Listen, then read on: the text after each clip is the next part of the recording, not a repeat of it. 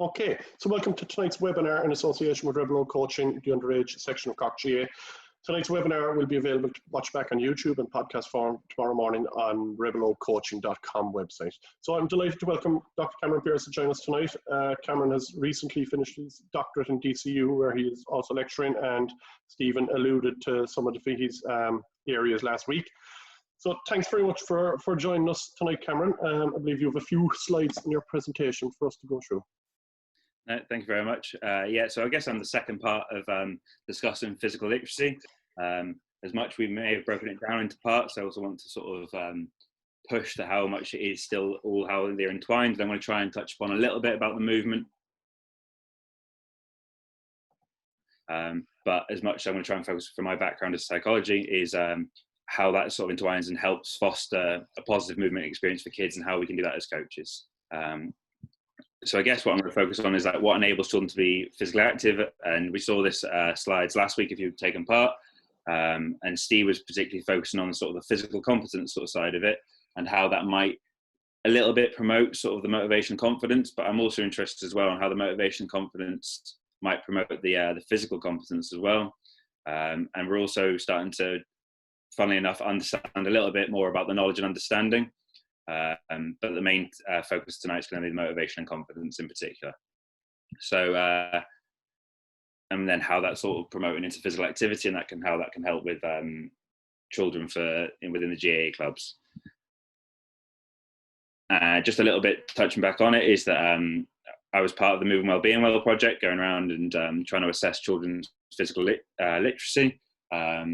Which just a little touch back on is children's motivation, confidence, competence, and knowledge and understanding sort of value physical activity, and how that can, it's not just in children, how it goes through in life as well. And that's something I think is really important. This is where we're really setting the foundations, particularly from a psychological point of view, is if you can sort of start to foster that confidence and motivation, that not only sticks in physical activity, but it also transfers into other aspects of life. What I think I'm going to try and really get home tonight is we know that confidence, like we all know what a confident child looks like or a motivated child looks like, but how do we as coaches actually get them to be confident and to be motivated as well? And how do we play our little part in sort of building the foundations for them in their sort of physical activity journey, but also how that might transfer over into other aspects of life as well. So what I'm going to focus on a little bit is players who are physically literate demonstrate a confidence in their ability in a wide variety of physically challenging situations, which I think is really important. Steve touched on it a little bit last week and said how we're trying to focus on GAA, but how we want to provide children with the sort of the confidence and the competence to take part in lots of different situations, because across life, all of a sudden you get an injury and you can't carry on playing. How are you maybe going to how are you going to be confident to take up another skill? So how are we providing that sort of foundations?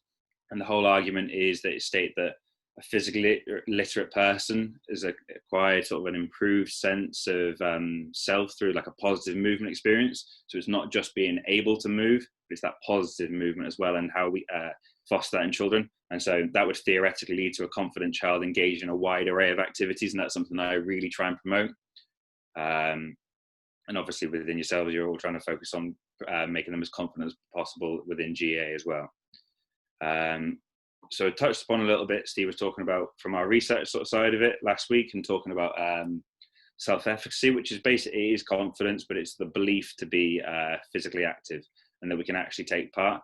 And it's the real foundation that we try and look to add. But what I think I'm really interested in, and I think is vital as coaches and teachers and even for parents, how do we actually affect that confidence? How do we make these children really confident? I'm not going to go over it too much because Steve touched upon my research a little bit last week, but said how it's not just providing the actual movement skills, but it's the perception as well, links into more confident kids, and those more confident children take part in more physical activity as well. That's a bit of sort of the research, but what I want to sort of break down is, like, again, how do we affect it? What's those sort of sources? How do we knock down barriers that children might have had put up in front of them to be physically active? And then on the positive side, how do we provide that support and make sure sort of sport and physical activity is the most positive like alternative? as we spoke about last week, Steve was saying there's all these different options now. There's tablets, there's laptops. We can go and play Fortnite. You can go and play any activity. But how do you make sport that most positive and children confident that they can go and take part? So then I'm going to focus on this, and then I'll move on to how we also look at how this can foster motivation as well. And the whole argument behind self-efficacy, so I'm going to use that term a little bit interchangeably with confidence, but it's just that belief to be physically active. And there's the theory behind it, put together by, he's called Bandura, Albert Bandura, back in the 90s, is self-efficacy theory, and it's sort of how we can foster it. So there's an argument that it's either through our own experience, verbal persuasion, vicarious experience, and then physical and affective cues. I guess as coaches, verbal persuasion is something that's really important for us, but I'm also going to touch on a point about how we might be able to foster this confidence through other forms as well. And although I've separated them, they're not individual.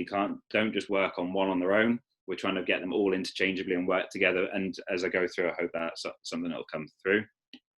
So from sort of an own experience point of view, and this is something we really focused on with the Moving Well Being Well project, is successful experiences are likely to enhance self-efficacy, while failures can reduce that self-efficacy. And this is where I want to link and say where coaches can be really important, is that failure isn't a bad thing when it comes to physical activity and within GEA.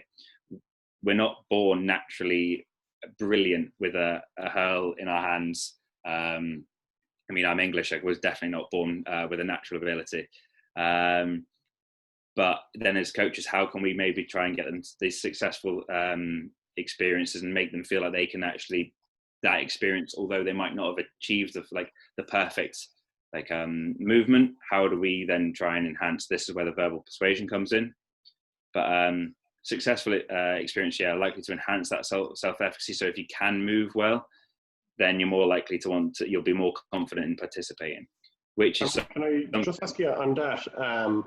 Just on the area of success, their successful experience, like skill tests is something that a lot of sports would do. Like, when is too soon to be putting a child in a situation that, I suppose, is putting them in a test that they will fail or pass? Like, is there too early in a stage, or would you have any input on that?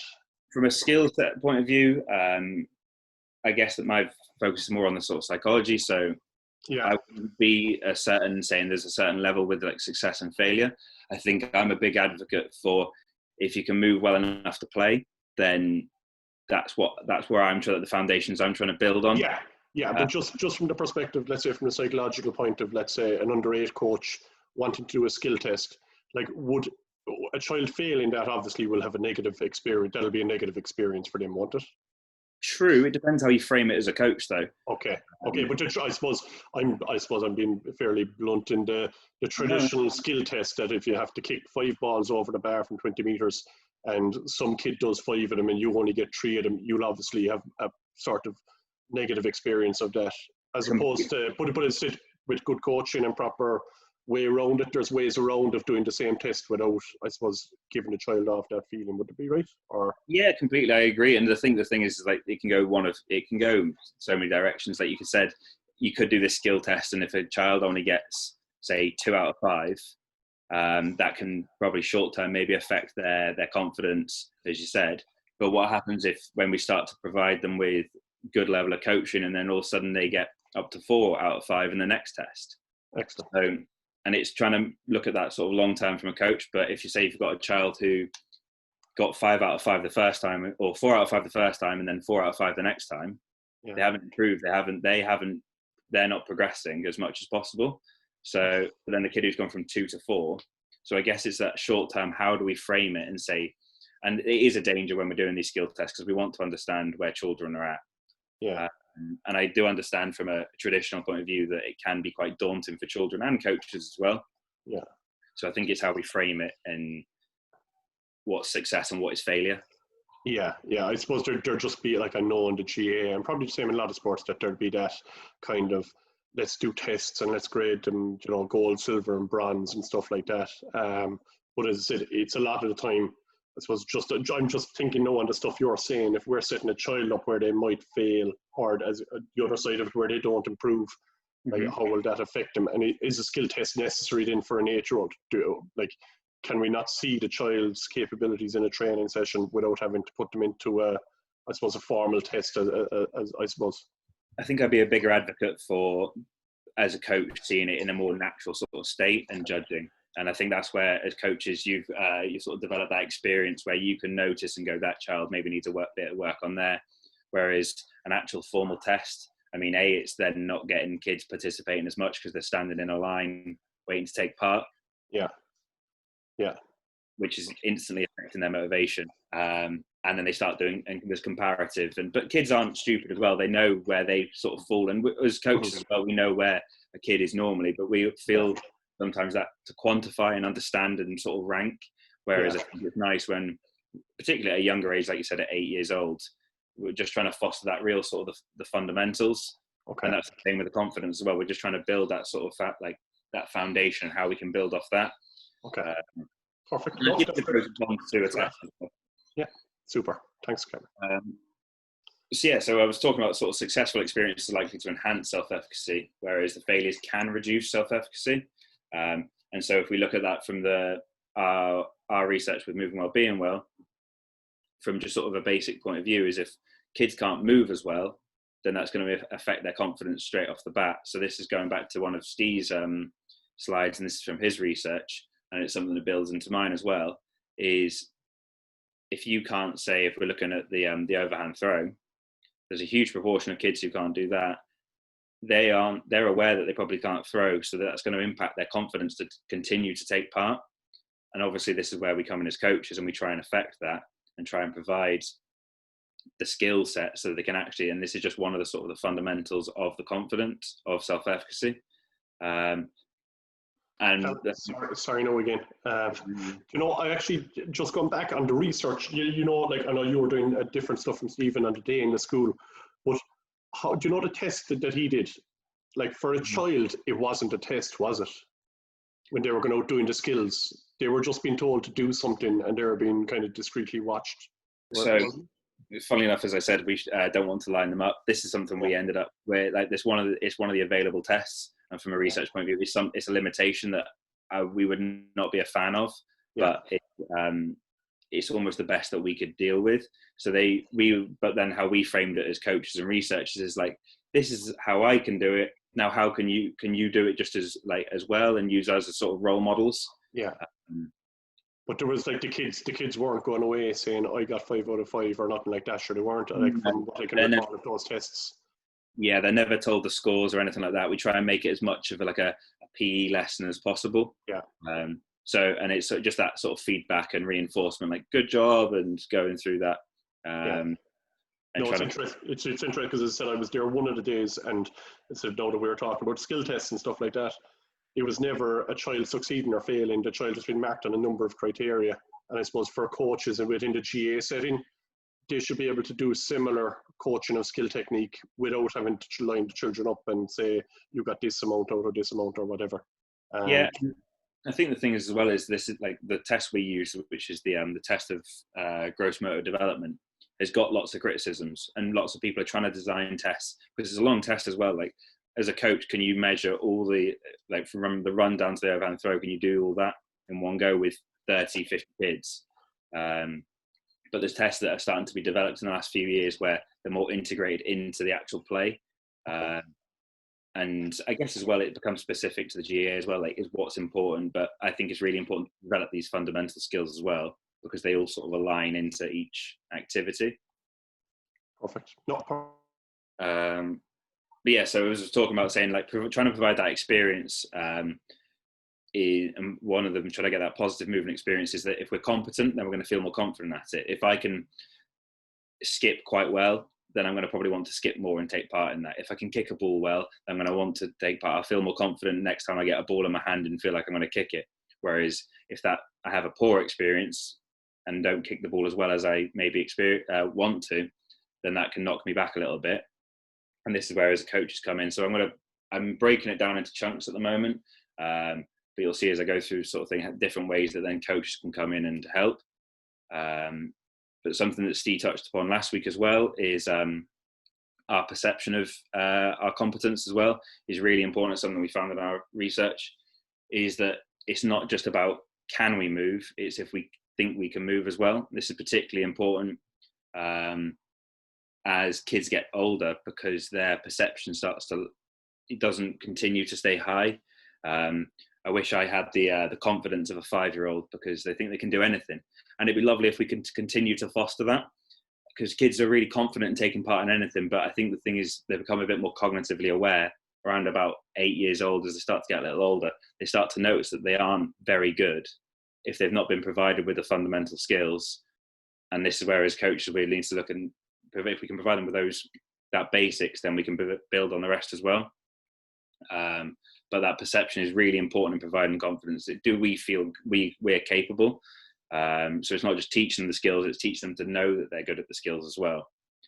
So this is where I think it's really important comes in, is that verbal persuasion from coaches. And it's something that obviously has been utilized for years, but persuasion, that basically persuading children or anyone that their capability, like that we say that they're good at something, we want to provide them with good feedback as well. Because if you just give them verbal persuasion, they say, oh, that was a great kick and it was terrible, that might be ineffective if it's used alone, because it's inconsistent with the children's perception of themselves. So we need to make sure that our persuasion actually does match with the skills. So it's not just saying, great job, you did really well. It's saying, that was really good and a great effort. Maybe you could try to work on this and this, and where I want to discuss a little bit about sort of feedback. And I think traditionally, and you've seen it a lot in like parental coaching, where they're like, everyone's great, everyone's doing brilliantly. Kids aren't stupid. They know when they've not done something right. And this is something that I work a lot with sort of teachers as well. And it's the different sort of forms of feedback we might be able to provide kids. So there's 2 forms. So there's extrinsic feedback, and it's sort of the knowledge of results. So a coach sort of says, if you achieve the movement or the goal that you were looking to do. And this is and what I'm going to discuss here is say that extrinsic is good. Sometimes it's necessary, because kids, particularly at an early age, aren't as aware about themselves. Whereas if what we're trying to do as coaches is maybe we could look at providing knowledge of performance and say about how the quality of the movement, rather than just the outcome, because we're looking at that process. Are they developing the skill, rather than I kicked the ball over the bar? What you want to look at is, did their toes point? Did they drop the ball? Was their body posture the correct way? Like, are they kicking the ball right? Is an example. And I guess this works quite nicely, the knowledge of performance with younger children. And something that I've like is then and we're trying to really focus on is intrinsic feedback. And this is trying to get sort of comes from ourselves. And so there's 2 forms. And so I wouldn't expect anyone to use these at all, but it's in sort of theory, it's exteroception and proprioception. So within sort of intrinsic feedback, it comes from sensory information from outside of the body, which is the exteroception, or from within the body, which is the proprioception. And so I'll give you sort of an example. A high jumper would feel the rush of the air around their body as they're making the run up to the bar. That's an exteroception. And then the feel of the plant and the takeoff and the flexion of the muscles on takeoff is the proprioception. And I think this is really difficult for us as coaches. How do we actually get people to notice? And sometimes it doesn't come until we're older, because we're also not experiencing it right then. But I think we can use as coaches our own experience, and we know when it feels right when you've kicked the ball. And it's really about that, trying to provide that information on the feel of the movement. And I think this is something, obviously, when we discussed an earlier conversation, from like as you get into sort of teenage years, become a bit more aware about their body and how it works and how they feel. So it's that knowledge, and not just of the outcome, but how it felt as they took part. And all forms of feedback can work quite nicely. So you can provide that sort of, I'll just pop back, that knowledge of performance and say that looks like the quality of the movement, maybe you need to sort of flex your knee, but you can have a discussion with, particularly with an older child, and say, how did it feel for you? Trying to get them to understand, trying to get them to focus and their own senses, because the more that they have these senses, the more they can understand when it does feel right or when it feels wrong.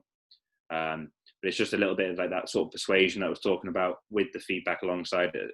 You can't just say, that was a great job. We want to say, that was good. How did it feel? Trying to draw it out of them sometimes, which can be a lot of effort, but it's the highest, like, it's a real quality sort of form of feedback. And then what we've got a lot focus on the vicarious experience, and how that can help with confidence is, and it's something that I think is really important, and we've seen a lot, is it refers to those by which people sort of appraise their sort of capability. So how do kids see themselves in relation to others and watching others' attainments? So the information acquired from like their experience is likely to be more influential as well from others who are similar. So say if we've got a group of kids and I would not be the most capable, and I watch Colin walk out and do it with ease, what you almost want, I would find that almost a little daunting. Whereas if I'd watch someone, maybe when we're trying to get someone to be like a role model or show a movement, is someone who maybe struggled with it a little bit, or someone a bit more attainable. And the picture I've put up there as well, and it's something I think is really important as well, particularly within coaching with girls, is actually seeing a bit of that role models as well, and understanding like if you can't see it, can't be it, or she can't be it. And I think that's really important, is that we have our role models up for, like when we're looking up to the elite and seeing some of the best professionals, but also within the club as well, or within our team, and seeing how maybe they might have struggled to maybe gain an ability if I'm struggling, and how then if they can do it, then I can do it. The only problem sometimes, and it's not always, is if I say perceive that Colin found it really easy and I'm finding it really difficult, I'm like, well, I'm never going to be able to attain that skill, and that can really impact our confidence as well. And then the last one I'm going to sort of focus on, and it's not as important as the previous three, is sort of the physical and affective cues. And it's quite a basic sort of one, but personal efficacy might be appraised sort of when people think that their physiological state isn't as great. So say if I feel tired or fatigued, there's aches and pains and tensions, I sometimes can be perceived as signs of physical or like affective incapability, and that can affect our confidence if I don't feel like I can. And that sort of links into goes back into our own experience as well. And I know that I've broken it down there, but what I'm trying to show as well is how they all intertwine. And when we're in coaching, is we're trying to provide them with sort of the capabilities, the actual skills. We're given the opportunity and to see, and through persuasion, with other role models. And so I've popped in here sort of this capability, opportunity, and motivation, and how if you get them right, that can really foster a behavior. So being physically active, for instance, and wanting to continue and feel confident to take part. I think it's really important as well. So this is where I'm going to sort of transfer across into the motivation, but both capability and opportunity can influence motivation. For example, but it's again very simplistically, if like a child is confident in their ability of their fundamental movement skills, or perceives they are, it's available for them to practice, and they receive good quality persuasion and feedback, then they may be more motivated to participate and develop. And I think the thing I want to focus on is if we can provide that confidence, it's the real good foundation. And as we've got here, sort of the zone of proximal developments, that's going back to what Steve was talking, is if you might have these skills that learners can achieve independently, but the problem is once we've fostered them, we might be confident, but that can lead to us being bored. And this is where it's a really that fine line for us as coaches is can we actually, with a bit of assistance, get them to feel more motivated, and how we can create this climate where kids feel like they can start to push themselves a little bit more.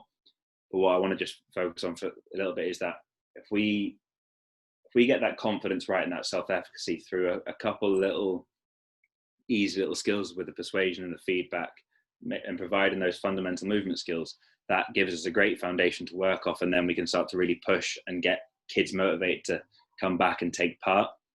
And so this is where I'm sort of going back to with Steve talking about the social development theory, is we might have our current understanding, we're confident in that little purple circle and staying there.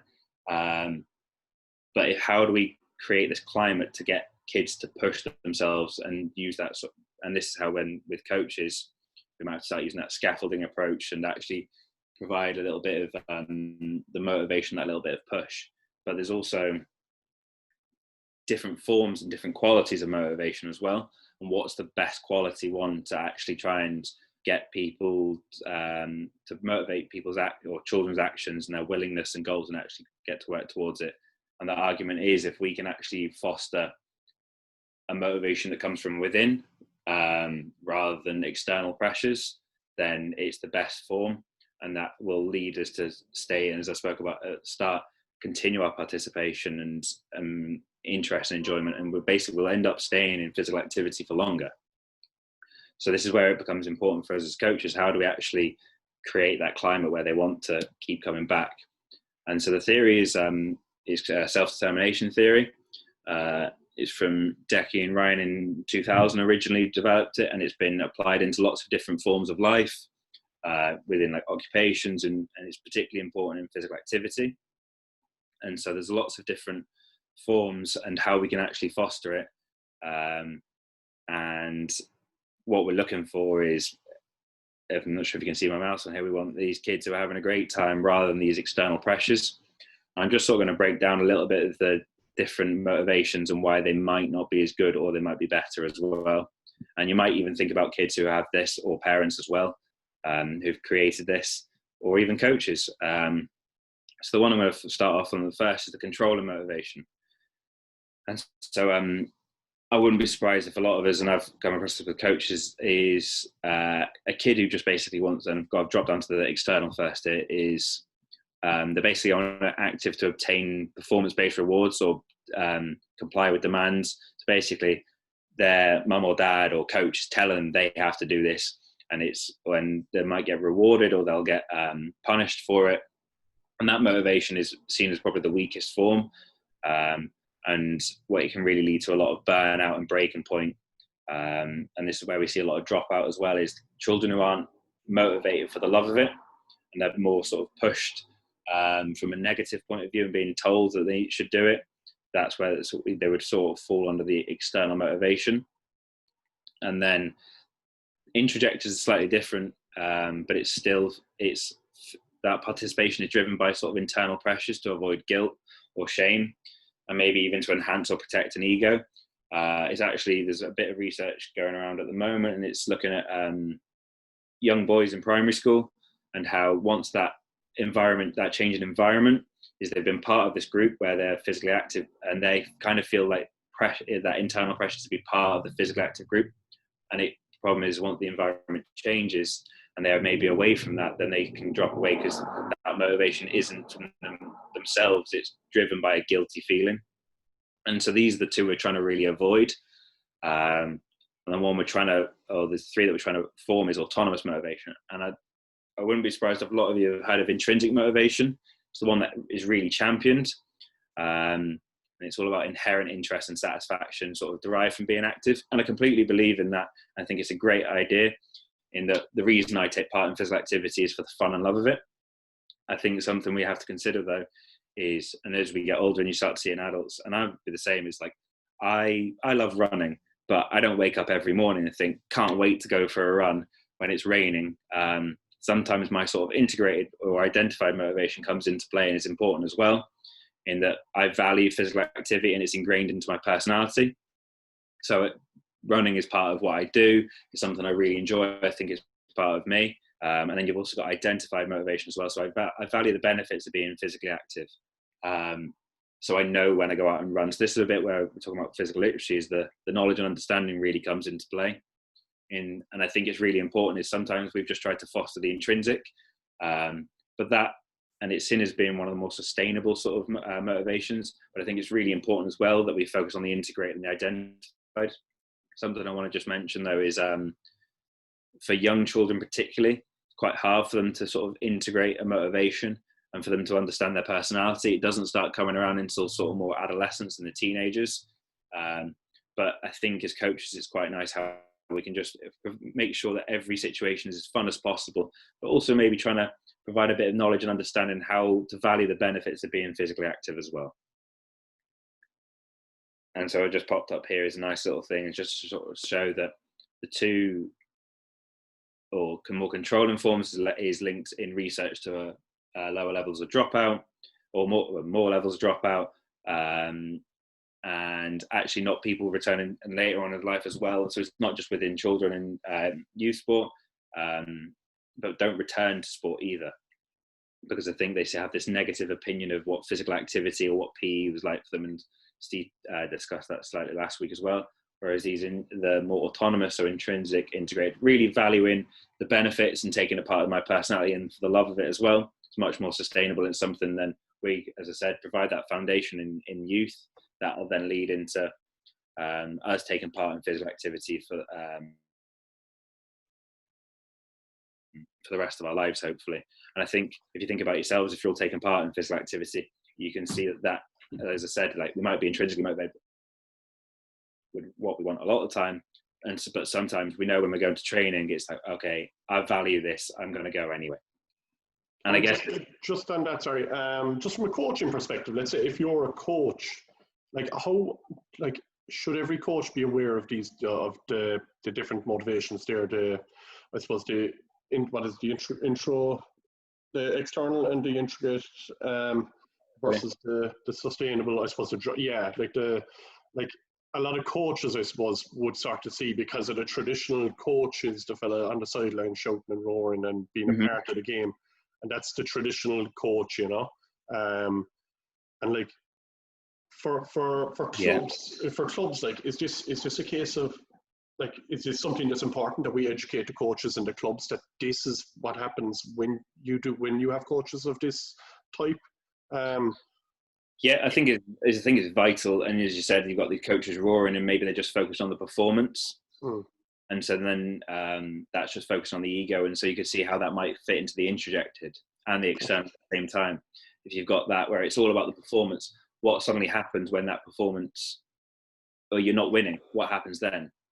Yeah. You're going to continue to be motivated, or you're going to drop out because all of a sudden I've stopped winning. The good thing, like, you can be introjectually motivated and winning all the time, and you might feel great, but then what happens when that winning is taken away?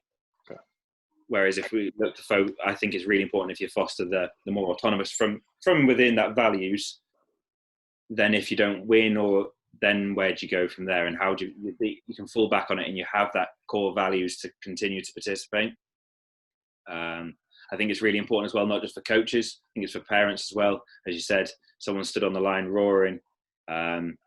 You might be able to, as coaches, try and foster these intrinsic motivation, which is what I'm going to discuss a little bit. But I think it's an entire culture within a club, and for teachers as well, and how we actually provide like that safer space for children to be motivated rather than those external pressures. Yeah, very good. Particularly as well.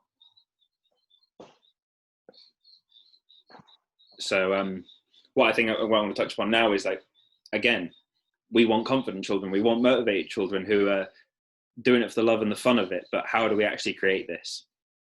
And something I think is, when players are engaged in something they really consider valuable and worthwhile, they become aware of how participation can enable them to flourish and how they can grow. But as coaches, how do we actually nourish them, and so we're providing the water and the great environment and climate, and how do we develop this? And so what I've got here is a little picture of what my bonsai tree should look like if I'd looked after it and provided it with the right climate. Unfortunately, I didn't look after it quite as well. I didn't provide it with the right, what we could say is sort of environment and climate, and it wasn't motivated to stay alive quite as well as possible. So what I'm going to touch upon a little bit is how to actually foster that more autonomous motivation, and how do we do that as coaches? How do we provide that right climate for kids to really flourish and grow within sport? So how do we create these more self-determined children and youth? Is sort of, we're looking at self-determination theory. It looks competence, autonomy, and relatedness, and I'm going to run through a little bit. But self-determination is concerned with sort of the motivation behind choices people make with or without the external influence. And so how do we provide this nice climate and influence to children? So I think, as we've can quite easily with touching upon the competence, is if we provide children with mastery of skills that actually help produce desired outcomes to help them participate. I think that's really important. So basically, we're looking at, if you can be good at something, you're going to be a bit more motivated to take part. And again, it interlinks and comes back to that confidence as well. And this is the thing where I talk about is that holistic approach is it all comes together. And the argument, though, is it's a fine line as a coach, is that you need to challenge children. Otherwise, you end up back in this, they can end up being bored again.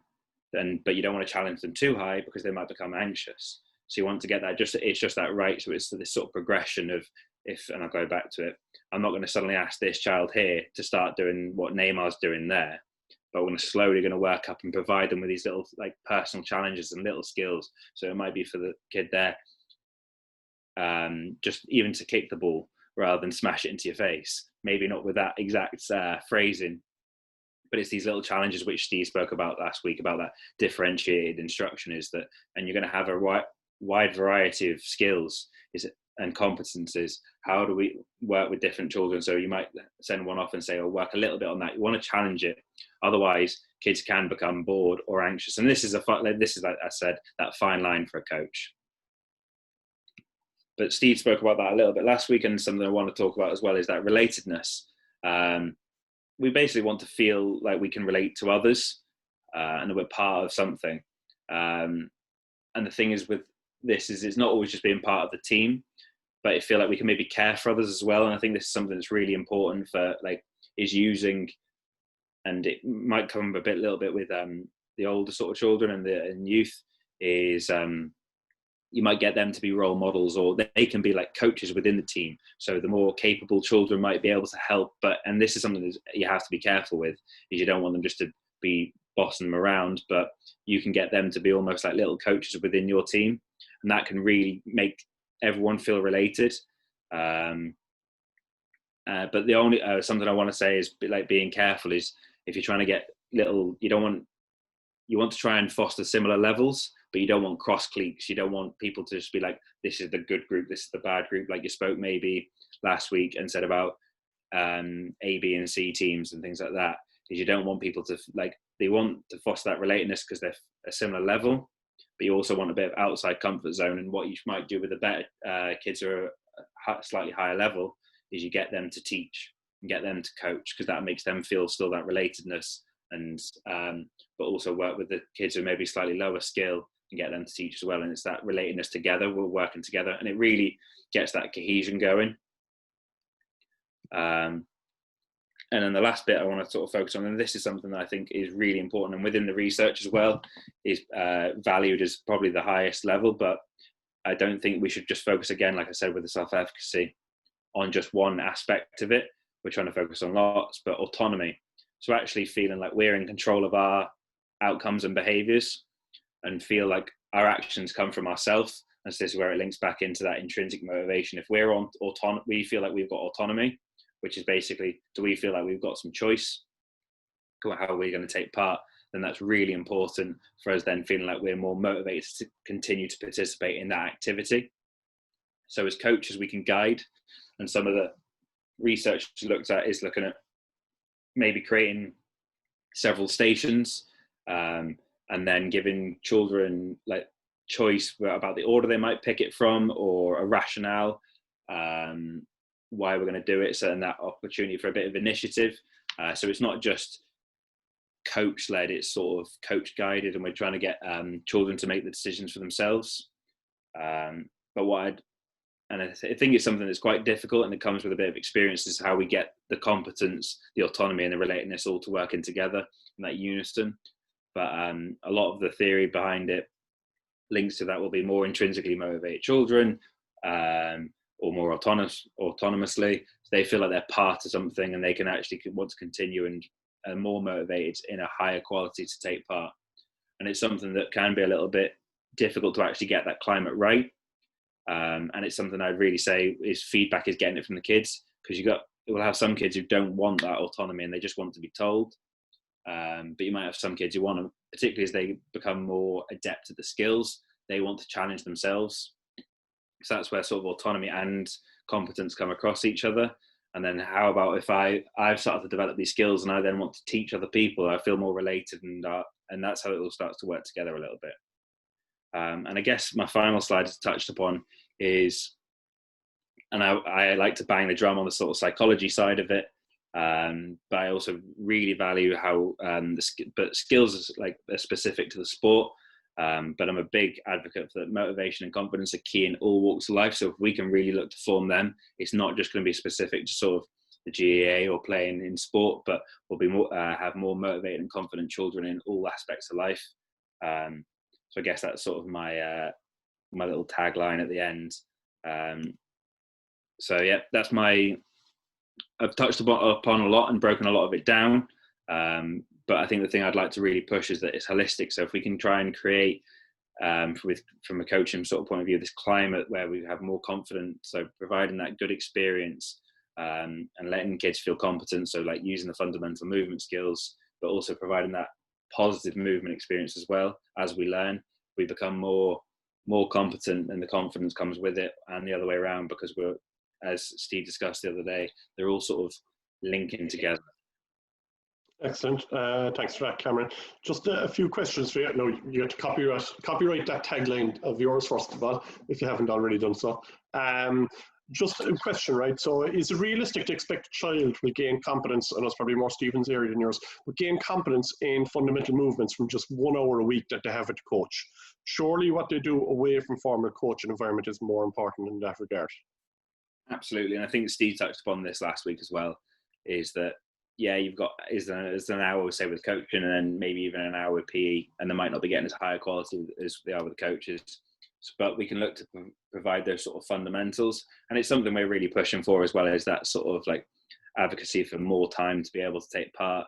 But this is where, as coaches, then we maybe, and it's effort, but getting parents involved and trying to get them to be motivated as well, because if the parents are motivated, they're from a lot of research, they're the biggest influence on kids. And I'm sure you see that as coaches as well, already know that. But maybe they're not motivated or they're not confident. So we're trying to break that spiral, How do we get that? So how do we get them involved and try to get them to be a bit more intrinsically motivated to actually take part and help their children as well? Okay, very good. I know we spoke about it just before we came on here, but I suppose players, as they get into their teenage years, who may have been the best player in their primary school, best player in their club, and all of a sudden they don't make a Cork under-17 team, and they might just give up. So, like, I know we spoke about it briefly beforehand, but look, it was an interesting topic, and I think it's very interesting that I suppose everyone that's online with us gets a chance to hear your thoughts on that. And you were mentioning about I suppose their motivation and where that comes from, whether it's the stuff you spoke about. But might you just elaborate on that a small bit again, please? Yeah, sure. So I think there's probably a multitude of reasons why they might, and how you can maybe tackle it, and how we could maybe look to, and it's a privilege as coaches, how we can maybe look to continue to get them to maybe want to continue with participation. But from a motivation point of view, and as I touched upon, I'll go back to it just here, is that control and motivation. And as you spoke about, if we use like that sort of case study of a kid who's been fantastic, been best in the school, best of the club, and going along, maybe not faced any adversity and maybe not had to develop that resilience slightly. So maybe they're a bit more sort of externally motivated, maybe a bit of introjection as well. Everything's about their ego or rewards, and in the moment they're not back, that motivation can dissipate and leads to that sort of that breaking point, as I discussed. So I think it takes years and years for it to come about, and developing that sort of that culture and climate where you build the foundations of love for the sport, and then anything and setting these sort of short-term goals might come about, where we say we're trying to get onto the team, or that can be a long-term goal, but we've got to set short-term goals as well. And how do we actually foster, if they do get knocked back, how do we reframe and go again almost? And I guess what I'm a big believer in is providing that sort of autonomous motivation where they just want to take part for the love of it, and then anything that comes from it is almost an added bonus. I get that that's ideal as well, and maybe what we're looking for, and you want to get onto the team, and it's really important. So I think it's important as coaches to then reframe and talk to the lads who maybe wouldn't get onto the team, and then say, and how are you going to work on it? What is it you need to focus on to get onto it? It's rather than just that one little knockback being the one thing that's the end of their career to an extent. And people go through academy football would be more my sort of direction. How many people actually make it to the top elite? So I think my main focus is working on from like that core values, and then we can focus on the higher, more professional sort of, or elite, I know, with the GA direction. Yeah, excellent. Last one from me. As I said, if anyone has any questions, throw them into the chat function. I know a lot of coaches will always give out about parents, let's say, who don't encourage at home, and you spoke about how it's such an important factor that, like, say,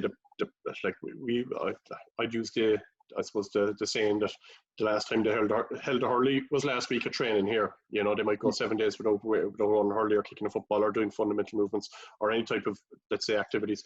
But what about the opposite end of it? What about with over-eager parents, let's say, like on the page you got there now with the introject and the external? What about those type of parents who are, let's say, they're too into it, and I suppose too trying to force the hand of the kid, like, and the kid, in fairness, like, kids are usually, if they've got a parent like that, they're up to a good level. But a lot of the time then when the parent when the child is probably old enough to have their own, or not be too bothered about their influence of their parents in that regard, they might deviate away. Is there any research or any thoughts on that? I think there's loads to touch upon on that, from that sort of direction. Like you said, is once a kid suddenly can make their own decision, and that parent doesn't meet, like, then the parent's sort of pressure doesn't mean as much to them all of a sudden, or maybe they're not as competent, then it drops away, then that's linking back into their sort of introject and their external. So then that motivation is all of a sudden gone because, well, I'm not, that pressure isn't there anymore. I think from trying to, like, work with parents and trying to get them to understand is that you could talk about, and there's lots of research out there that's saying that these pushy parents, and, like, I mean, that's probably not the technical term, but the ones who, like you said, who was like the fine gentleman here screaming, is not the best direction to actually get kids to take part in physical activity for life. And I think that most parents, all they want is the best from their children, and sometimes they want too much. And I think sometimes maybe reframing and saying, look, the way I think you may be going about this might not be the best direction for them to take part for the rest of their life.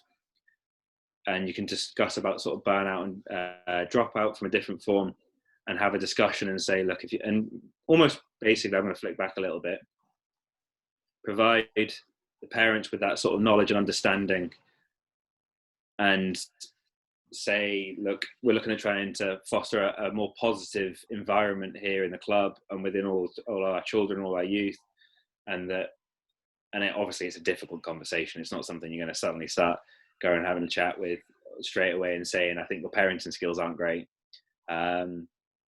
But I think it's just trying to show that kids who love the sport are more likely to take part. And that can come from the coaches, and you can see it across the entire sort of age range, is the kids who really love it are the ones that are going to take part for longer, and they're going to maybe even stay in the sport for longer and more likely to get to a higher level as well. I think it just can be sometimes a difficult conversation, because as parents want the best but sometimes it can come from a good place, but maybe not come in the best direction. Yeah. Excellent. I don't think there's any questions, and I don't have anything else for you, Cameron. Just want to say thanks very much for your time tonight. It's a really, really interesting topic, and we're really grateful for you coming on and sharing your thoughts with us on it, because it's probably something that a lot of coaches, I'd imagine that, like the same as where there's mass volunteer efforts, is that the skill set mightn't be a coach for an under 18 has a lot of things to do, you know. If this is your speciality, so obviously you're well versed in it. But as I said, it's very interesting when you hear about the confidence and motivation and how that relates to I suppose, a long-term interest in it. Like, I'm just, you know, when you were talking about one of the things a while ago, I was thinking about the young fella who's very good at sideline cuts. He'll always be practicing them before training and after training, whereas the other fellas who aren't will never even try them. Whereas that player gets better and he's got further out the field when he's doing it. You know, it's just something that I suppose every coach would see regularly, but it just comes back to the confidence and motivation and how it's such a, when you think about it, such a simple thing, but like I said, it's not that simple. It's just more complications in it. But it's I said, even for the few people around tonight and the people that will watch it and listen to it, I hope they get something beneficial out of it, because I got a huge amount out of it myself. Can you just, your contact details there if anyone wants to catch you on Twitter and email? I just popped them both up there for you. So it's cameron.dcu.ie or on Twitter at Cameron Pears. And just to sort of reiterate what you're saying, like, it's something I love discussing, and I've only just there, and in my like professional position as well, like I'm focused on this all the time, and there's so many different elements to like how we can actually look at it. So I understand from a coaching point of view and particularly you said like from a volunteer point of view, there's so much to maybe even consider, and you can be a bit overwhelmed. But I think the thing is, I'd love to put across is that you're probably doing all these things already but I'm just sort of putting a bit of a name to it. And I think that helps sometimes when you put a name to something, you can be like, oh, that's the thing I'm doing and I'm working. So with the feedback, that intrinsic feedback, you just know, and it just makes it a little easier for us coaches to be like, oh, I'm going to try and continue to foster. It's almost like ingrains into our mind what we're doing. But there's so much to cover. Like, I only just touched the surface here, so if anyone wants to have a conversation with it, I'd love to over on Twitter or email as well. I love talking about this sort of stuff. It's my real passion. So yeah, you can sense it. You can sense it from your knowledge and your interest in it. So thanks very much. Look, Cameron, thanks very much. You've been really good with your time. We really appreciate it. It's not just Cork people on tonight. There's people from all over the country. There's some really interesting points that everybody will be able to take away, and I suppose hopefully people start using little bits of it. So other than that, thanks very much for joining us, and much appreciated. Okay. Thank you very much for having me.